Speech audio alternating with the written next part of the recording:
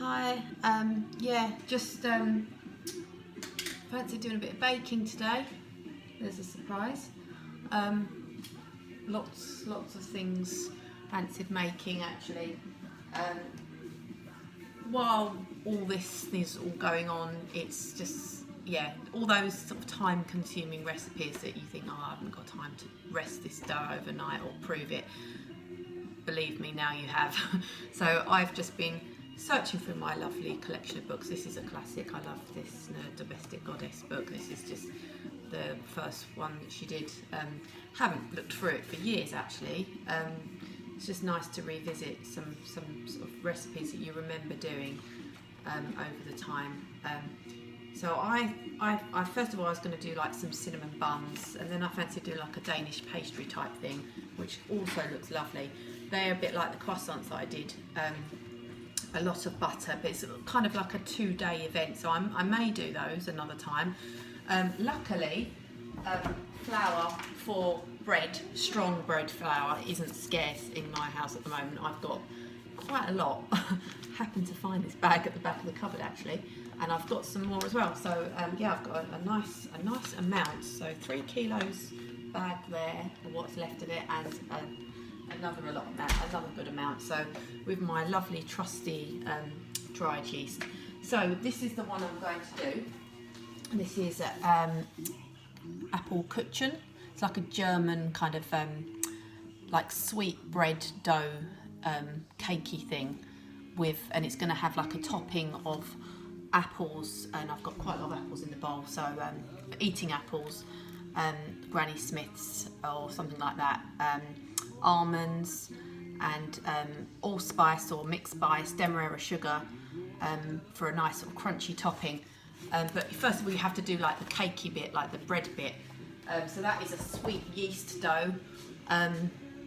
So into my stand mixer I've got 350 grams of strong bread flour, white flour.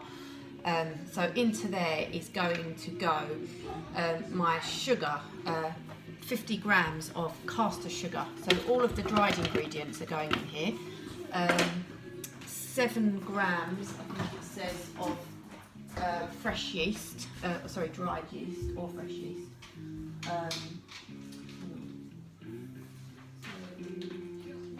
So that's, 7 grams of fresh yeast, so that's like 3.5 grams of dried.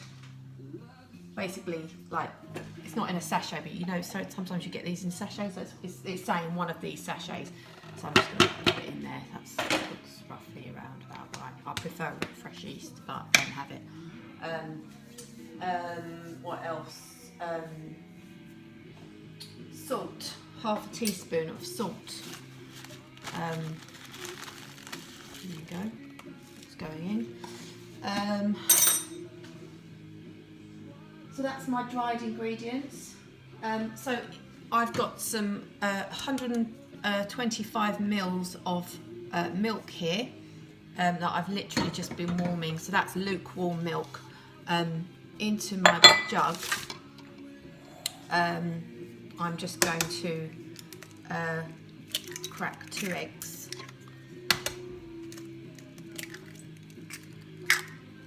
And a little whisk.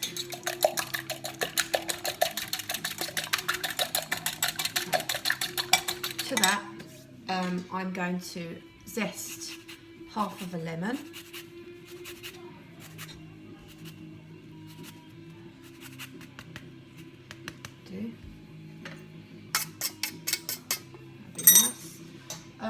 And a good grating, it says, of nutmeg.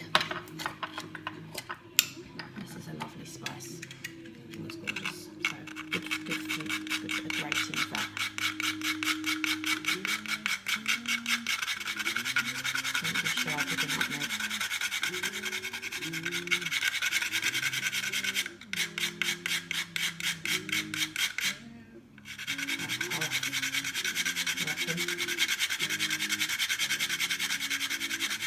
Fresh nutmeg. You can buy it ground, but it's not the same. It loses its pungency after a while. Half a teaspoon of vanilla extract. I like this stuff, so I'm going to add 1 teaspoon. You want to taste it, don't you? So that's my liquid mixture, and into that goes my milk, my lukewarm milk. So that's that part,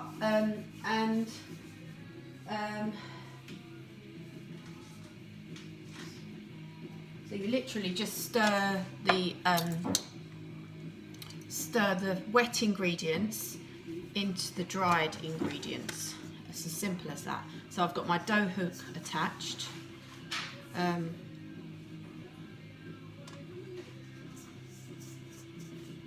all that together, make a little well in the centre. So you're going to get like a sticky dough. Then it says it's on quite a slow speed. You can zoom it, you can speed it up to begin with, and once it starts to sort of combine, you slow it right down basically. So you want like a sticky dough, and it says at any time you can add more flour if you need to. So it's roughly 350 grams in there, so if you want to make it up to 400 grams it says you can. And then into that goes my butter. So it says 50, that's perfect, spot on, there you go. 50 grams of butter. It says unsalted, but I don't have unsalted. So you work the butter into the, it says soft butter, so I'm literally just gonna, I'm not gonna like cook it or melt it, I'm just gonna warm it. So I don't have a microwave. So right, I'm gonna slow it right down now. So you incorporate the butter into the dough,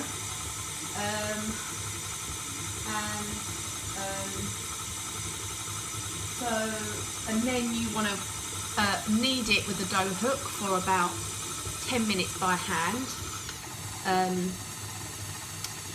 or half with the dough hook in the machine, with the machine running. So 5 minutes. So butter is just almost, it's not melted, but it's softened. So yeah, once you've got that sticky dough,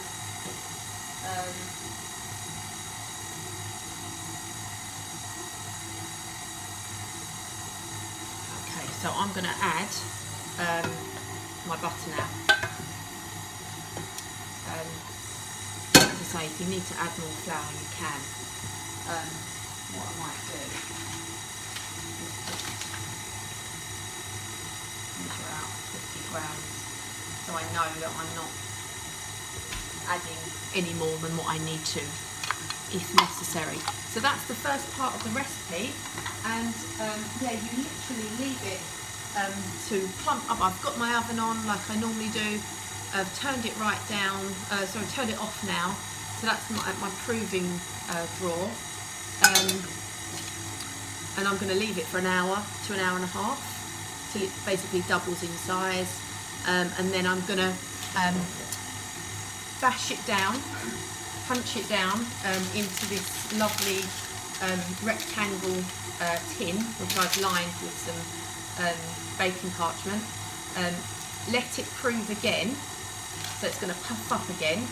Apparently you don't think it's going to cover, but it does. And then it sort of starts to expand. I think you need to leave it about 15-20 minutes, it says. Then you get your topping on, which is a mixture of egg and cream. What I'll do is I'll show you that part of the recipe, because yeah, I can't explain it, it's probably not helping. So I will show you the next part of the recipe when it's being proven and we're ready to do that stage. Okay, give it a go.